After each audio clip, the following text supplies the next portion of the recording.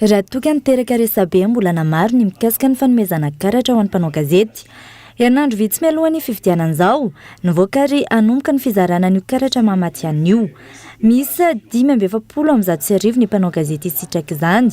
Etsy ankilany tsy taky ny teo aloha ny fizarana izay karatra izay araka ny fanazavana. Afaka manao fangatahana avokoa manomboka izao ny any anivon'ny orinasa tserasera na ireo mpanao gazety tsy mbola nahazo izany. Hoan'ireo izay mbola tsy tavitanao tamin'ity ny fomba fiasan'ny vomiera zany amin'izao fotoana izao dia tsy hoe vitsy ty alohan'ity dia afaka efa taona ka tsy misy sekretariat permanent en commission afaka mandray ny fangatahany ao sy anaovana tarainana ohatra tsy nahazo efa tokony azo ary ho an'izay feno tsy voatery miandro foana zany hoe amin'n'refa misy manome foana.